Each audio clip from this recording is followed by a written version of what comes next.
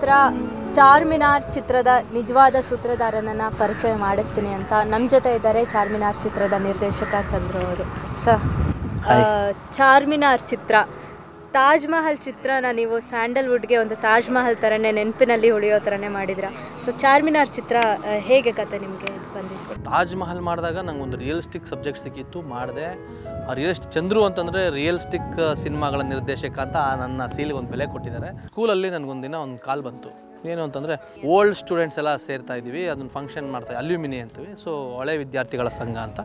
So ಅವತ್ತು 4 ಜನ ನಾವು ಗೆಸ್ಟ್ಗಳು ಆ ಸ್ಕೂಲಲ್ಲಿ. ಸೊ ಅವತ್ತು ನಮ್ಮ ಮೇಡಮ್ ಹೇಳಿದ್ರು, ಇಷ್ಟು ದಿನ ನಾವು ಮಾತಾಡ್ತಿದ್ವಿ, ಇವತ್ತಿಂದ ನೀವುಗಳೇ ಮಾತಾಡ್ಕೊಳ್ಳಿ ಅಂತೇಳಿ ಅವರು ವೇದಿಕೆಯನ್ನು ಬಿಟ್ಟು ಹೋದರು. ಚಿಕ್ಕ ಹುಡುಗರಿದ್ದಾಗ ಅದೇ ಸ್ಟೇಜ್ ಮೇಲೆ ಆಟ ಆಡ್ತಿದ್ವಿ. ಸೊ ಈಗ ದೊಡ್ಡವರಾದಮೇಲೆ ಎಲ್ಲ ಏಜ್ ಆಗಿದೆ, ಮದುವೆಗಳಾಗಿದೆ, ಒಬ್ಬೊಬ್ಬರು ಒಂದು ಫೀಲ್ಡಲ್ಲಿ ದೊಡ್ಡ ದೊಡ್ಡ ಹೆಸರುಗಳು ಮಾಡಿದ್ದಾರೆ. ಈಗ ಅವರೆಲ್ಲರ ಜೊತೆ ಕೂತ್ಕೊಳ್ಳೋದು ಹೆಂಗಿರುತ್ತೆ, ಹೆಂಗೆ ಆ ನೆನಪುಗಳನ್ನು ಮೆಲ್ಕು ಹಾಕೋದು ಎಷ್ಟು ಚೆನ್ನಾಗಿರುತ್ತೆ ಅಲ್ವಾ. ಸೊ ಅಲ್ಲಿ ನನಗೆ ಅವರವರ ಒಂದು ನೆನಪುಗಳನ್ನ ಮೆಲ್ಕು ಹಾಕುವಾಗ ಒಬ್ಬ ಹುಡುಗನ ಸ್ಪೀಚಲ್ಲಿ ಒಂದು ಲೈನ್ ಸಿಕ್ತು. ಹಂಗೆ ಇಂಪ್ರೆಸ್ ಆಯ್ತು ನನಗೆ. ತುಂಬ ಜನ ಸರ್ ತಾಜ್ ಮಹಲ್ ಥರದೊಂದು ಕತೆ ಮಾಡಿ ಅಂತಿದ್ರಲ್ಲ, ಸಿಕ್ತು ಕತೆ ಅಂತ ಅಂದ್ಕೊಂಡೆ. ನಂದು ಸ್ಪೀಚ್ ಬಂತು, ನಾನು ಹೋದೆ. ಸೊ ಆ ಸ್ಪೀಚಲ್ಲಿ ಫಸ್ಟ್ ನಾನು ಹೇಳಿದ್ದು, ನನಗೆ ಇಲ್ಲೊಂದು ಕತೆ ಸಿಕ್ಕಿದೆ, ನಾನು ತುಂಬ ಜನ ನನಗೆ ತಾಜ್ ಮಹಲ್ ಥರದೊಂದು ಕತೆ ಮಾಡಿ ಅಂತಾರೆ, ನನಗೆ ಕತೆ ಸಿಕ್ಕಿರಲಿಲ್ಲ. ಸೊ ಹಾಗಾಗಿ ನಮ್ಮ ಎಲ್ಲ ನಮ್ಮ ಟೀಚರ್ಸು, ನಮ್ಮ ಹೆಡ್ಮಿಸ್ಸು, ನನ್ನ ಫ್ರೆಂಡ್ಸು ಎಲ್ಲ ಇದ್ದರು. ಸೊ ಅಲ್ಲಿ ಅನೌನ್ಸ್ ಮಾಡಿದೆ ನಾನು. ಅವತ್ತೇ ನಮ್ಮ ಸ್ಕೂಲಲ್ಲಿ ಅನೌನ್ಸ್ ಮಾಡಿಬಿಟ್ಟು, ಇದು ಸಿನಿಮಾ ಚಾರ್ಮಿನಾರ್ ಅಂತ ಟೈಟ್ಲು, ಇದೇ ಕತೆನ ನಾನು ಸಿನಿಮಾ ಮಾಡ್ತೀನಿ ಅಂತ ಅವತ್ತೇ ಅನೌನ್ಸ್ ಮಾಡಿದೆ. ಅದಾದಮೇಲೆ ನೆಕ್ಸ್ಟ್ ಕತೆ ಬೇಕಲ್ಲ, ಈಗ ಅಲ್ಲೊಂದು ಲೈನ್ ಸಿಕ್ತು. ಸೊ ಆ ಕ್ಯಾರೆಕ್ಟರ್ ಹಿಂದೆ ಬಿದ್ದೆ, ಹೋದೆ, ಟ್ರೇಸ್ ಔಟ್ ಮಾಡಿದೆ. ಮಾಮೂಲಿ as it is as a ಡೈರೆಕ್ಟ್ರಾಗಿ ಏನು ಮಾಡಬೇಕು ಕೇಳಿದೆ, ಕೂತ್ಕೊಂಡೆ, ಒಂದು ಸ್ಟಡಿ ಮಾಡಿದೆ. ಅದಾದಮೇಲೆ ನಾನು ಕೂಡ ಒಂದು ಕ್ಲೈಮ್ಯಾಕ್ಸ್ಗೆ ಒಂದಷ್ಟು ಕಾಲ್ಪನಿಕವಾಗಿ ಸಿನಿಮಾ ಅಂತಂದರೆ ಹೀಗೆ ಇರೋಕ್ಕಾಗಲ್ಲ. ಸೊ ಅದಕ್ಕೇನು ಬೇಕೆಲ್ಲ ಮಾಡಿಕೊಂಡು ಪಕ್ಕ ಒಂದು ಒರಿಜಿನಲ್ ಕಥೆನ ಇವತ್ತೊಂದು ತೆರೆ ಮೇಲೆ ತರತಕ್ಕಂಥ ಒಂದು ಪ್ರಯತ್ನನ ಮಾಡಿದ್ದೀನಿ. ಡೆಫಿನೆಟ್ಲಿ ನನಗೆ 4 ಸಿನಿಮಾಗಿಂತಲೂ ಇದ್ರ ಬಗ್ಗೆ ತುಂಬಾ ಪ್ರೀತಿ ಇದೆ, ತುಂಬಾ ಪ್ರೀತಿ ಇದೆ. ಜೊತೆಗೆ ಇದರ ಒಂದು ನಿರ್ಮಾಣದ ಜವಾಬ್ದಾರಿ ಕೂಡ ನಾನೇ ಹೊತ್ಕೊಂಡಿದ್ದೀನಿ ಅಂತಂದರೆ ಅಲ್ಲೇ ಗೊತ್ತಾಗುತ್ತೆ ಎಷ್ಟು ಪ್ರೀತಿ ಇರಬೇಡ ಅಂತ.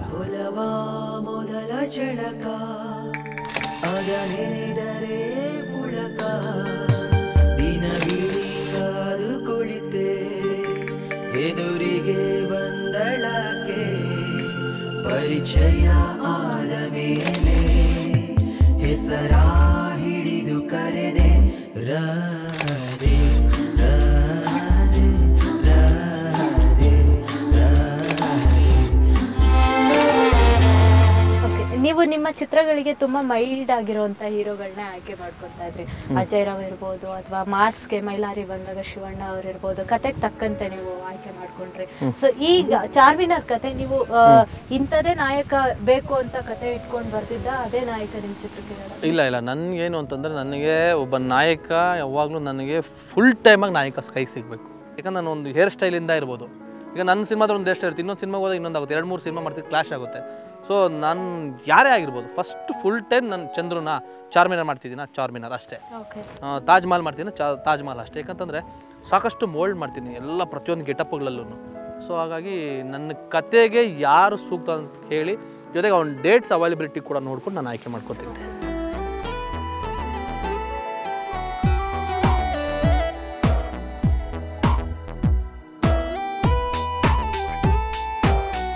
ನಿರ್ದೇಶನನೇ ಒಂದು ದೊಡ್ಡ ಜವಾಬ್ದಾರಿ ಚಿತ್ರದಲ್ಲಿ. ಸೊ ನಿರ್ದೇಶನದ ಜೊತೆಗೇನೆ ನೀವು ನಿರ್ಮಾಣ ಕೂಡ ಶುರು ಮಾಡಿದ್ದೀರಾ, ಏನು ಕಾರಣ ಸರ್?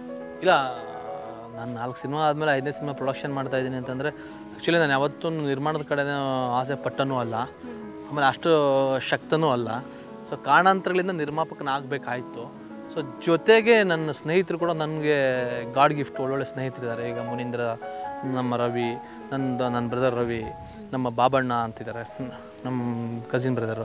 ಸೊ ಈ ಥರ ನನ್ನ ಒಳ್ಳೊಳ್ಳೆ ಸ್ನೇಹಿತರು, ರಿಲೇಟಿವ್ಸು ತುಂಬಾ ಸಪೋರ್ಟಿವ್ ಆಗಿರೋದ್ರಿಂದ ಈ ಸಿನಿಮಾ ನಾನೇ ಪ್ರೊಡ್ಯೂಸ್ ಮಾಡ್ತಾಯಿದ್ದೀನಿ. ಸೊ ಖಂಡಿತವಾಗ್ಲೂ ಚಾರ್ಮಿನಾರ್ ಚೆನ್ನಾಗಾದರೆ ನಾನು ಹೇಗೆ ಬಂದೆ ಹೊಸಬನಾಗಿ, ಆ ಥರ ತುಂಬ ಟ್ಯಾಲೆಂಟೆಡ್ಸು ತುಂಬ ಕನ್ನಡ ಇಂಡಸ್ಟ್ರಿಲಿ ಇದ್ದಾರೆ. ಅವರಿಗೆ ನನ್ನ ಒಂದು ಚಂದ್ರು ಮೂವೀಸ್ ಅಂತ ಏನು ಮಾಡಿದ್ದೀನಿ, ಆ ಚಂದ್ರು ಮೂವೀಸಿಂದ ಒಂದಷ್ಟು ಒಳ್ಳೊಳ್ಳೆ ಟ್ಯಾಲೆಂಟೆಡ್ಸ್ನ ಇಂಟ್ರೊಡ್ಯೂಸ್ ಮಾಡೋಣ ಅಂತಿದ್ದೀನಿ.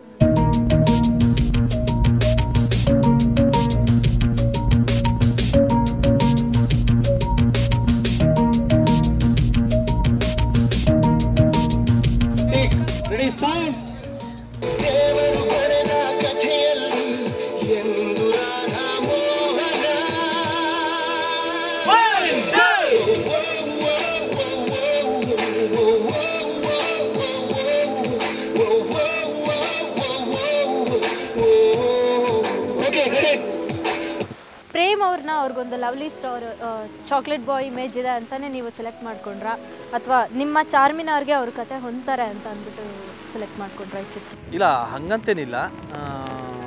ನನ್ನ ಕತೆಗೆ ಪ್ರೇಮ್ ಅವರು ಸೂಕ್ತ ಅಂತ ಅನ್ನಿಸ್ತು. ಸೊ ಇನ್ಯಾಕೆ ತಡ, ಪ್ರೇಮ್ ಅವರು ಕೂಡ ಮಾತಾಡಿದೆ. ಅವರು ಕೂಡ ಇಲ್ಲ ಸರ್ ನಿಮ್ಮ ಜೊತೆ ಕೆಲಸ ಮಾಡೋದು ನಂಗೆ ತುಂಬ ನಿಜಕ್ಕೂ ಖುಷಿ ಆಗುತ್ತೆ ಅಂತಂದರು. ಜೊತೆಗೆ ಎಷ್ಟೋ ಜನ ಹೇಳಿದ್ರು ಚಂದ್ರು ಅಜಯ್ ಬ್ರೇಕ್ ಕೊಟ್ಟರು, ಹಂಗೆ ಇದು ಪ್ರೇಮ್ಗೂ ಕೂಡ ಬ್ರೇಕ್ ಕೊಟ್ಟರು. ಅದನ್ನೆಲ್ಲ ನಾನು ನಂಬಕ್ಕೆ ಹೋಗಲ್ಲ. ಯಾಕಂತಂದರೆ ಅವ್ರವ್ರ ಎಫರ್ಟ್ ಅಂತ ಆಗ್ಲೇ ಹೇಳಿ, ಫಸ್ಟು ಎಫರ್ಟ್, ಆಮೇಲೆ ಲಕ್. ನಾನು ನನ್ನ ಕೆಲಸನ 100% ಮಾಡ್ತೀನಿ, ಪ್ರೇಮ್ ಅವರು ಕೂಡ ಅವ್ರ ಕೆಲಸನ ಅವ್ರು 100% ಮಾಡಿದ್ರೆ ಖಂಡಿತವಾಗ್ಲೂ ಜನ ಒಳ್ಳೆ ರಿಸಲ್ಟ್ ಕೊಟ್ಟೇ ಕೊಡ್ತಾರೆ. ನಮ್ಮ ಕೆಲಸನೇ ಸರಿಯಾಗಿ ಮಾಡಿದೆ ಲಕ್ಕು ಫೇಕು ಅವೆಲ್ಲ ಸುಳ್ಳು.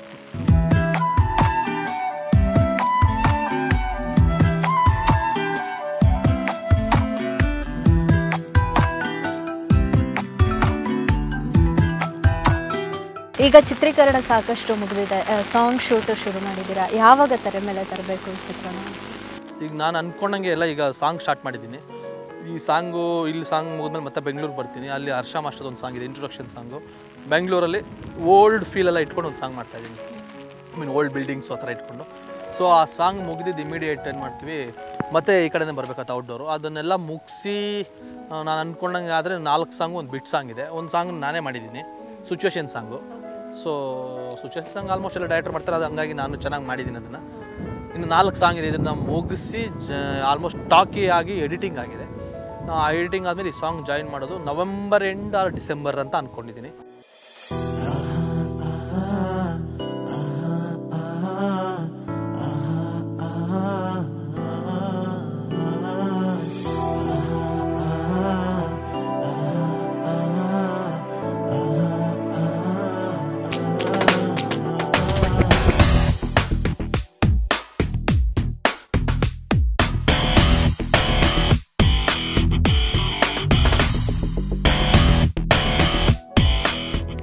ನಿಮ್ಮ ಚಿತ್ರಕ್ಕೆ ನಾಯಕ ನಾಯಕಿ ಇಬ್ರು ನೀವು ವೆಯ್ಟ್ ಲಾಸ್ ಮಾಡ್ಕೊಳ್ಳೋಕ್ಕೆ ಹೇಳಿದ್ದು ಯಾಕೆ? ಅವರಿಬ್ಬರೇ ಹೇಳ್ತಾ ಇದ್ರು, ನಮ್ಮಪ್ಪ ಅಮ್ಮ ಎಲ್ಲ ಮನೇಲಿ ದಿನ ಹೇಳ್ತಾರೆ ಯಾಕಿಷ್ಟು ಸಣ್ಣ ಆಗ್ತಿದ್ದೀರಾ ಅಂತ ಅಂದ್ಬಿಟ್ಟು. ಇಲ್ಲ, ಸಣ್ಣ ಅನ್ನೋದಕ್ಕಿಂತ ಹೆಚ್ಚಾಗಿ ಡೆಫಿನೆಟ್ಲಿ ಈಗ ನೀವು ನೋಡಿದ್ರೆ ಏನು ಅನಿಸ್ತಿದೆ ನಿಮಗೆ? ಕಂಫರ್ಟಬಲ್ ಇರಬೇಕು. ಜೊತೆಗೆ ನಾನು ಕಲ್ಪನೆ ಕಂಡಿರ್ತಕ್ಕಂಥ ಕ್ಯಾರೆಕ್ಟರ್ಗಳು ಹಂಗಿರಬೇಕು. ಸೊ ಹಂಗಿರಬೇಕು ಅಂತಂದ್ಮೇಲೆ ಹಂಗಿರಲೇಬೇಕು. ಸೊ ಆ ವಿಷಯದಲ್ಲಿ ನಾನು ಕಾಂಪ್ರಮೈಸ್ ಆಗಲ್ಲ.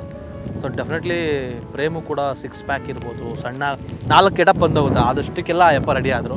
ಮೇಘನವರು ಕೂಡ ಸ್ವಲ್ಪ ಫ್ಯಾಟ್ ಇದ್ದರು. ಸೊ ಅವರು ಕೂಡ ತುಂಬಾ ನೋಡಿದ್ವಿ, ಅವ್ರ ಡಯಟ್ ಸಿಸ್ಟಮ್ ಏನು ತಿನ್ನಲ್ಲ ಅಂತಾರೆ ಅವರು. ಹೌದು, ಆ ವಿಷಯದಲ್ಲಿ ಡೆಡಿಕೇಟೆಡ್ ಇದ್ದಾರೆ. ಪ್ರೇಮ್ ಅವ್ರು ಇರ್ಬೋದು, ಮೇಘನ ಅವ್ರು ಇರ್ಬೋದು, ಡೆಡಿಕೇಟೆಡ್ ಇದ್ದಾರೆ ಖಂಡಿತ. ಸೊ ಚಂದ್ರು ಅವರು ಚಿತ್ರದ ಬಗ್ಗೆ ಸಾಕಷ್ಟು ಮಾತಾಡ್ತಾ ಇದ್ದಾರೆ. ಇತ್ತೀಚಿನ ದಿನಗಳಲ್ಲಿ ಖ್ಯಾತಿ ಪಡಿತಾ ಇರೋ ಕೊರಿಯೋಗ್ರಾಫರ್ ಮುರಳಿ ಅವರು ಕೂಡ ಈ ಒಂದು ಚಿಕ್ಕ ಬ್ರೇಕ್ನ ನಂತರ ನಮ್ಮನ್ನು ಜಾಯ್ನ್ ಆಗ್ತಾರೆ.